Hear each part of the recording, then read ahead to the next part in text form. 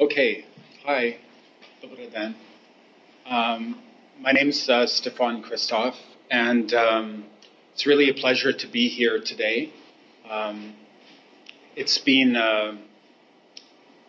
very awesome to work with AMEC Collective towards this event here in Sofia, and I'm really grateful to Fabrika Avtonomia for co-hosting the presentation this evening.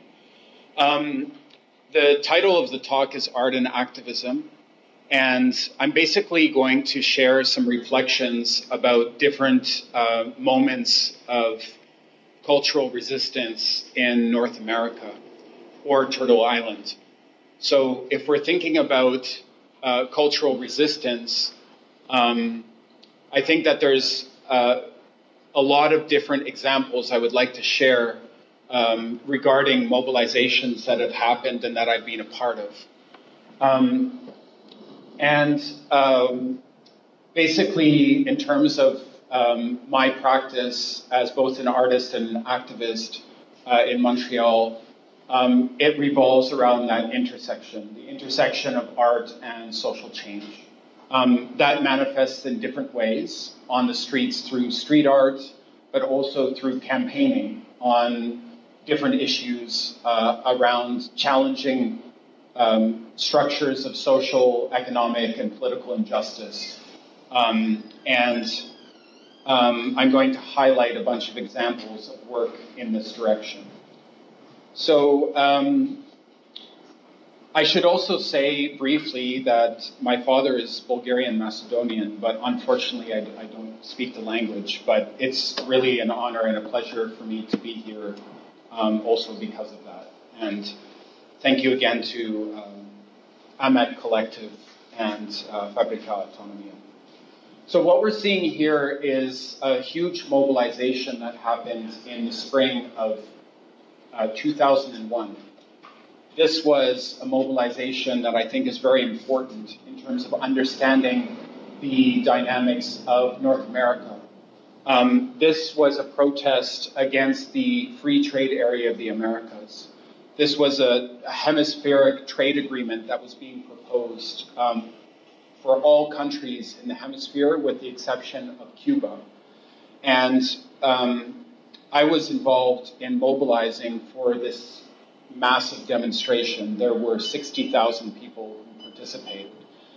And I think it's important to consider the resistance to this trade agreement because it was about resisting corporate globalization, but it was also about rethinking the nature of societies in the Americas as colonial societies and also as a new generation to network throughout the hemisphere to oppose together and collectively free trade policies, but also economic policies that work to commodify life, to commodify the environment, to commodify labor, to commodify human beings. And I'm really proud to say that this mobilization, although it was very intense, and it was a huge network of activists from actually all over the hemisphere who came together to fight this trade agreement. Eventually, over time, the trade agreement was defeated. And, there were massive mobilizations across not just the northern part of the hemisphere, but of course across the south. Particularly in Ecuador, in Quito, there was a huge mobilization. These are photos from Quebec City, which is not far from where I live in Montreal. What you see is sort of also the culture, which I think has really evolved and developed in the last 15, 20 years, which is a culture of direct action, which is sort of, I think, the first time we've seen, at least in the last 30 or 40 years, networks of autonomous activists and organizers willing to confront state power and willing to actually physically challenge manifestations of state violence, but also the policies of the government. So you see this fence, they set up a huge perimeter around the summit site, and activists were actually able to breach that and go towards the convention center. This was my first major involvement in organizing in that sort of space on a continental level and networking, both with artists and activists to come together and to reject this vision for the Americas, which really was a vision that we found was profoundly violent. A vision that really also was in conflict and in opposition and in violation to the Indigenous vision of these territories, which are called North America, but Indigenous people refer to Turtle Island. This is a poster that I worked on in collaboration with Justseeds Artists Cooperative, which is based in a number of cities. And we were commemorating this protest. I worked on this with a designer, and it's part of their People's History poster series, which are basically posters that different activists and artists work on to commemorate moments in people's history that are marginalized by mainstream discourses.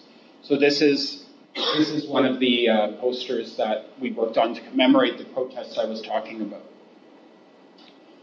And this was a poster that was to announce the demonstrations. This is a call to action against the FTA that my friend in New York City put together. So what I found was really important in terms of thinking about these larger global questions about economics, about colonization, about the future vision for sort of the Western capitalist colonial push. I think one of the challenges for a lot of youth and activists who are involved in this movement was to think critically about how are our efforts and how are our critiques of these large systems, trade agreements, it sounds very boring, economic policy, environmental policy. How are all these things actually tangibly connected to daily life of people, right? And how can we mobilize to address some of the concerns that both we have, but also communities have, and the concerns that communities are facing in our own backyards, and also think about how those local concerns are connected to those global issues. So one of the things that I was involved in coming out of this mobilization in Quebec City was a squat. And it's really good to be here at Fabrika Avtonomia, which I know is not exactly a squat, but it is, squat adjacent. It only looks like one. Okay.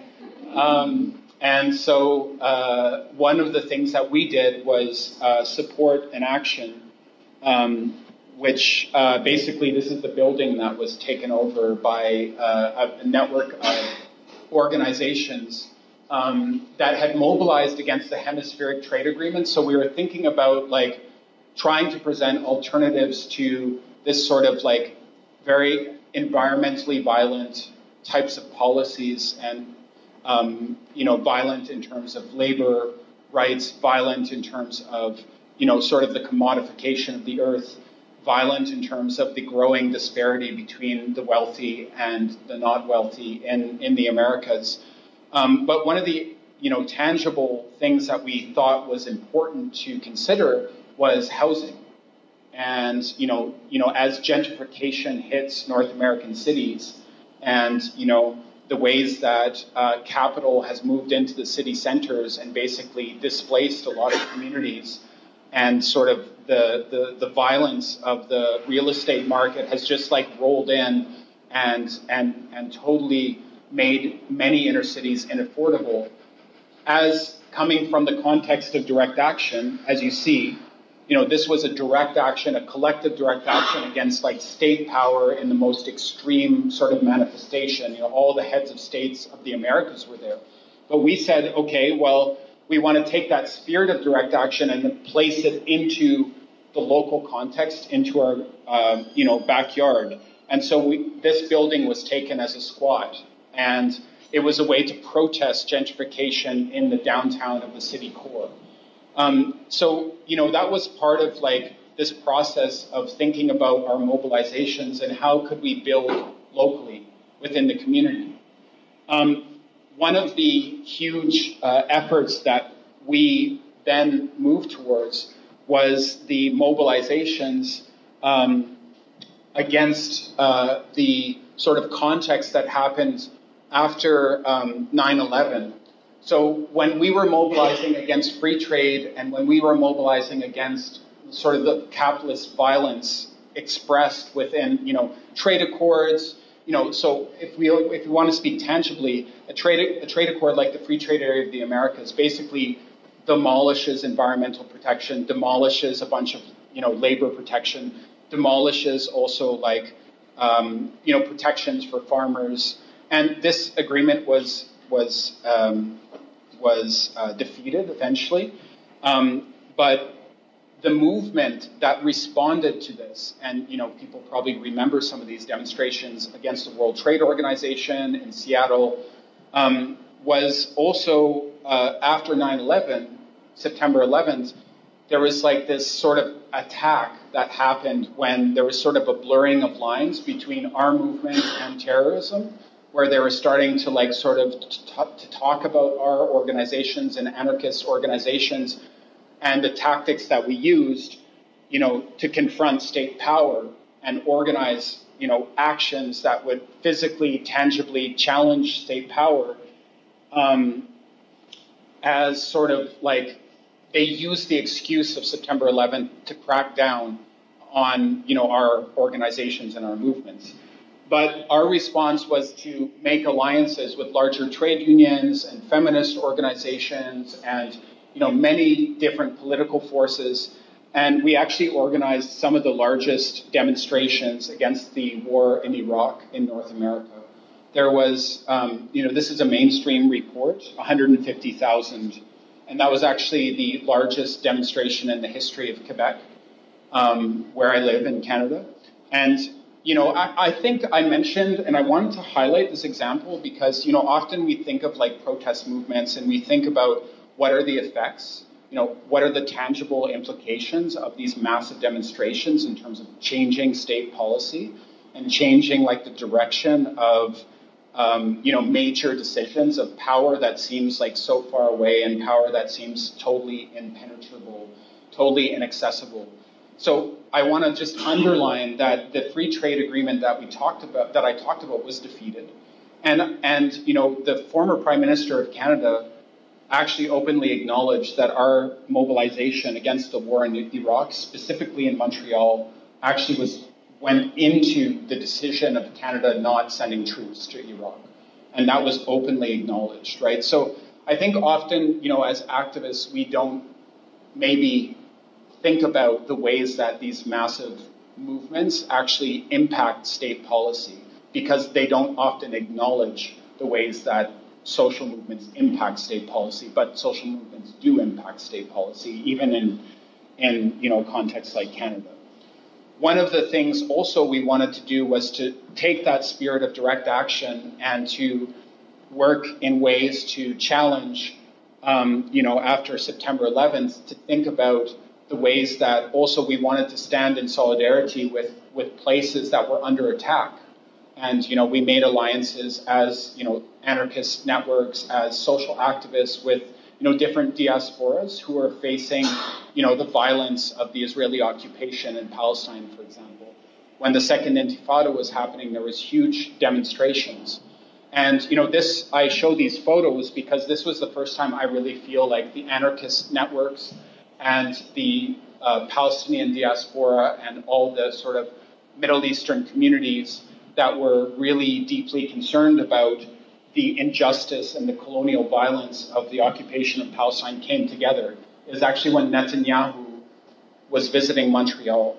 And we had these huge organizing meetings between anarchist organizations and Palestinian community organizations. And we set up a plan for a protest. And we sent a letter to the university saying, basically, you should cancel this event. And that was our tone, like, you must cancel this event, or else, there's going to be a serious protest because Netanyahu is a war criminal. And after 9/11, we were sort of in this momentum of building up these protests against the Iraq War. And when Netanyahu tried to come to the university, it was shut down. And that's me. And, basically we organized this protest and shut down the talk. And, we wanted to say that, in our city, in a very local sense, that this war criminal was not welcome. But also to combine international solidarity with like a space within our city in Montreal, a university campus, and illustrate how we could act directly, locally, to challenge an international injustice within our own community.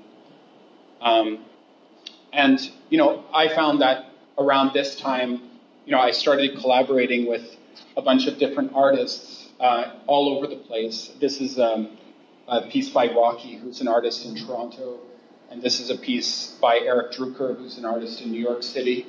And so it was great that I found what I was starting to do at that time was to take these images, and these are friends of mine, and make street posters, because I wanted to find ways to express these issues that were important, but also put them on the streets, right? And so we would silk screen posters, with images from, Eric, like this one, and others, and paste them up, with our friends in New York City. And I found that this is by Seth Bachman, who's another awesome movement artist in New York City. What I found that also was street art was a way to sustain conversation outside of the mainstream like space, right? Because the mainstream media doesn't totally influence or control the what you're putting up, right? Or the message that you're trying to put out there. And, aesthetically for me as an artist, it was really important to try to find ways to work with artists that I felt were, doing meaningful work and impactful work, but also beautiful stuff. Around the same time that we were mobilizing against the Iraq War and in solidarity with Palestine, what we noticed was that there was the sort of like rhetorical attacks, political attacks on anarchist movements and so on, but the more deep state violence was happening at a structural level, right? So what we decided was that we would align ourselves with migrant communities and to work directly to oppose detentions and deportations. And so the Known as Illegal network started developing in North America, and it was already existing in Europe with the No Border camps at the time. And we started not just doing protests, but also doing casework and supporting tangibly like families and communities that were facing issues with the violence of colonial borders. And so we developed this network and organized not just demonstrations, but, a lot of us worked with many families who are facing deportation, facing detention, and would work to mobilize all these huge networks that were demonstrating against, free trade policy or against a war in Iraq, but say, hey, look, no, here locally, this is like a tangible, real struggle that, that you should be supporting too, and that we can speak, in big terms about these international issues, but we also have to learn how to mobilize locally and to speak to the communities and the injustices that are taking place. So, as I mentioned before, at the same time, there was a big effort to create artworks that were speaking to these struggles that I mentioned. And there was many different movements, and I started working with, the Justseeds Artists Cooperative in New York and different artists around the world. And this is one project that we did called Imaging Apartheid. So we invited artists globally to create these works in support of Palestine. And then they were sent to France, Mexico, Lebanon, across the US, Canada, I believe a few other places, I can't remember. And we printed like thousands of very thin paper posters and sent them for people to put up all over the world. And then we also distributed them. And these are just some examples. This is from an art collective in Beirut called Jamal Ayad. And that's by a friend of mine, Kevin Lowe. So this period of time was like, at least for me, I was trying to figure out ways to merge like this massive social mobilization and the work of like anarchist networks and anti-border networks and anti-war networks with an artistic practice. And, that's how I know AMEC is, through music. But slowly I was working on trying to find ways through poster art, through music, to create also links of support between, artistic networks and activist networks. And, the mobilizations continued. And I wanted to show this picture because, to be honest, I think that, there's a certain image about Canada and, sort of language about Canada as a country that, is, respectful of human rights and is a liberal country. And I think that, like anything, it's complicated. However, what I do want to illustrate is the decision of power to use violence against social movements. And, in the context of Canada, I think it's important to acknowledge that this is part of the reality. It's not the only part of the reality, but it is an important policy on the part of the state to use violence in profound ways to attack protests and social movements. This is when the G20 came to Canada and came to Toronto. They sent 20,000 armed police and police to police the whole summit area. And so I think that, one of the ideas of trying to link this participation in social movements with the arts was to create also autonomous spaces, not just in protests, but also in spaces like this, right? And so I started working with a lot of musicians to create series of events that could create an opportunity for people to, maybe not speak politically, but to express politically through their music and instrumental music and all sorts of music. And I also was thinking about also how to create accessible spaces because, being at a protest like this in Toronto is super intense, right? And super violent. And, a lot of people had broken limbs and, hospitalized. And I thought that confronting state power is important, especially because of the violence it represents. But also I think that as people who are involved in these movements, a lot of where we're coming from, a lot of what motivates us is at least hope for a more beautiful world, for a more,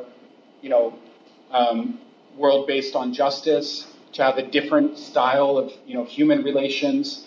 And so I started organizing a series of, huge different cultural events to try to make a direct link between the activist world and networks in North America and the art world. And so one series I did was called Artists Against Apartheid. And so this is one of the shows that we played where we would basically group together musicians to have this concert series in support of Palestine. And, that's just one example.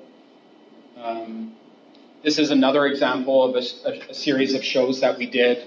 It was a composed piece called Regarde sur le septième feu. So it was Look to the Seventh Fire, which is basically, it was a series of composed pieces that we did to speak to Indigenous struggles within Turtle Island, within North America.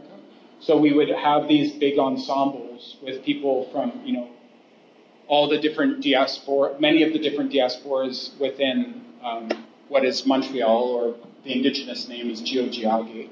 And then we would have information about all these different struggles of Indigenous people.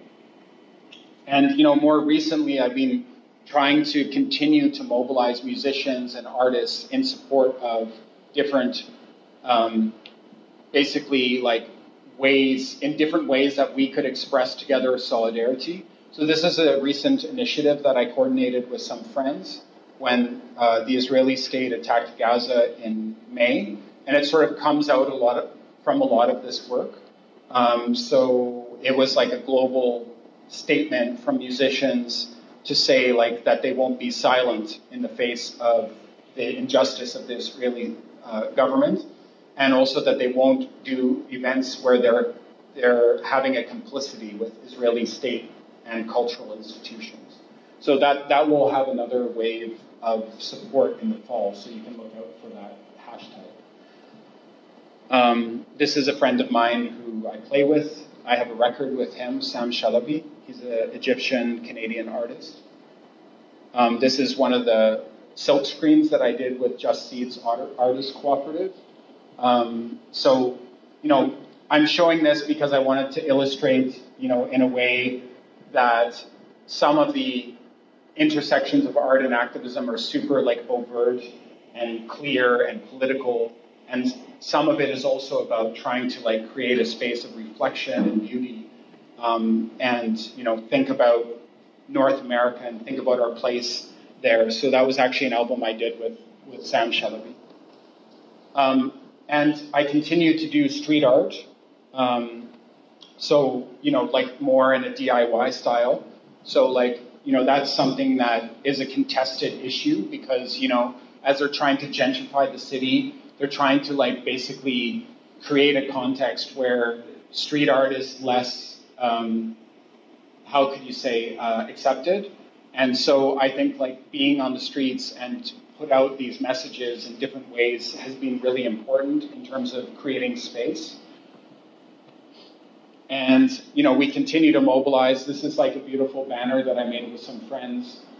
This was a media event that we organized against Canada's trade agreement with Israel. And this is another initiative that I've been working on.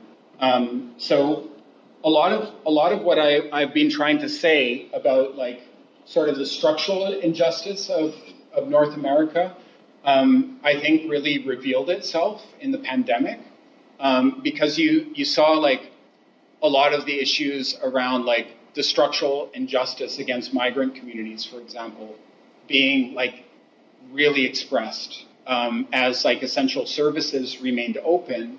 Some of the only people that were often working in warehouse distribution or transportation were people with precarious status. And so I worked with, the Immigrant Workers Centre in Montreal to basically set up distribution centers for personal protective equipment, and also to create more awareness within the mainstream media landscape about the fact that, communities that the media marginalizes and criminalizes are often the same communities that are sustaining, distribution centers for major, supermarkets, or, doing transportation work, right? And so, again, rather than critiquing just these larger systemic problems, what we tried to do was tangibly go out to the locations where people are working outside of the city center and to be there. So for 11 months, we went every week to distribute personal protective equipment and to be there every week also just that people would see us, it was the same group of people. So we would be there just so also people could talk to us about what they're experiencing. A lot of people were bringing up immigration issues or unsafe work conditions. And slowly, we created a network of workers to basically demand better working conditions. And so in the end, the companies that we were pressuring did improve in some ways the working conditions. They hiked the salaries by $6, and they also we were distributing personal protective equipment, and then eventually the companies started doing it once it got in the media that they weren't doing it, right? So again, it's just an illustration that sometimes social activism, I think, it feels there's not results, but I think results are important to underline, right? Because these tangible efforts can lead to concrete changes that maybe aren't revolutionary in nature, but do have an effect, on people's daily life, which I think is important. And we continue to sort of create public interventions. It's something I'm really into. I'm really into like thinking about the city and creating spaces where we like, you know, for example, like use a public space or an intersection to have like music or poetry to basically create like events where people aren't, it's not exactly a protest, it's not exactly a concert, but it's basically like an expression of, you know, these issues. This is another street art piece that I did recently, that I did with some Colombian activists in Montreal. And another thing that I've been working on is to intervene in the media. So to sort of like try to like think about ways that the mainstream media often speaks to like, they don't speak to activists or communities directly affected about these issues that they're covering all the time. And so like people might remember this whole like, movement that happened of Indigenous people trying to protest pipelines in Canada. Does anybody remember that? Did you hear about that? Okay, cool, one person, right on. So basically, like Canada's whole economy is based on expropriation of Indigenous lands and resources. So often, and it's not that much covered in the mainstream media, but often Indigenous people are really on the front lines to struggle against these both environmentally destructive policies, but also to think about and to critically look at the Canadian state as a colonial settler state, and to think about the rights, the territorial rights and the land rights of Indigenous people. So this was like a media event that I was coordinating with Wet'suwet'en elder and activist. This is just an example. Wet'suwet'en are an Indigenous nation in Canada who have said, like, we don't want pipelines on our land. So they basically have said, we don't welcome these pipelines. But the government is building the pipelines anyways. So they go and protest because it's their traditional lands. It's where they get their food, hunting, you know, also spiritually, right? Like a lot of these communities have traditional burial sites on these territories. We've been trying to make efforts to build relationships with, you know, Indigenous people who are on the front lines and are addressing these issues in regards to the climate and in regards to Indigenous rights and land rights. So this is like, you know, an effort that I was trying to do. This is at a cultural space in Montreal, was to basically, I invited a bunch of artists to sign a letter together to express their support for Indigenous rights. And this is one of the members of the Wet'suwet'en Nation. Just more street art for an eye exam. And yeah, so I think like, basically, you know, what we've been, I'd say like, you know, I said I would talk for 45 minutes, so I have like another 5 minutes. So I'll try and tie together a lot of those things that I mentioned. So I think like in general, like there's 3 things I would like to highlight. The first is like that activist movements in North America in some ways are marginalized, but I think that there's been important success in terms of mobilizing and challenging state power. And I think that art has played a critical role in this process in terms of communicating where we're coming from, in terms of communicating the campaigns and the issues around the environment, around migrant rights, around labor rights. Art has been a way that we've been able to share both the critiques of the movement, but also the dreams of where this movement is trying to suggest society should move towards. When we're critiquing state policy, we also want to bring forward an idea of what another world could be, right? And I think art has played a really important role in this process.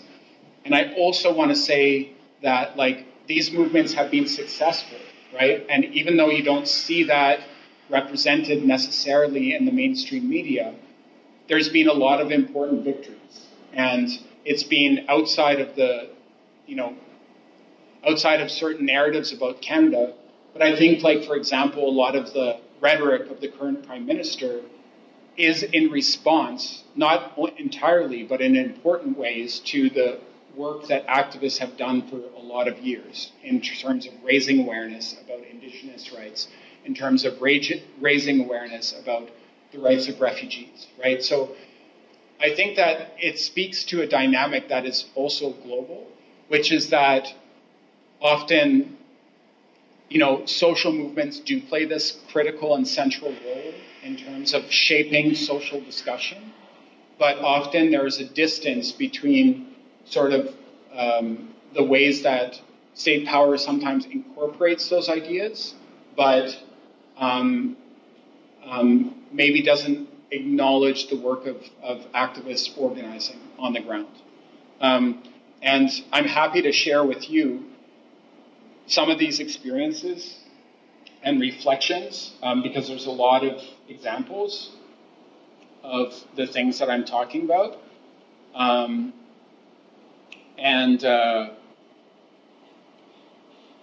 Yeah, I mean, I know a very specific and different context in the Balkans, and in Bulgaria specifically. But I do think, you know, we do live in a world where, you know, we share ideas, we share information, and I'm very excited to learn about social movements here and the efforts that people are doing. And I'm happy to share these images and these reflections with you as an artist and as an activist. So thank you to Fabrika Avtonomia and AMEC for hosting this. And if you have any ideas or if you have any questions or anything you would like to bring up, I'm here. So thank you so much.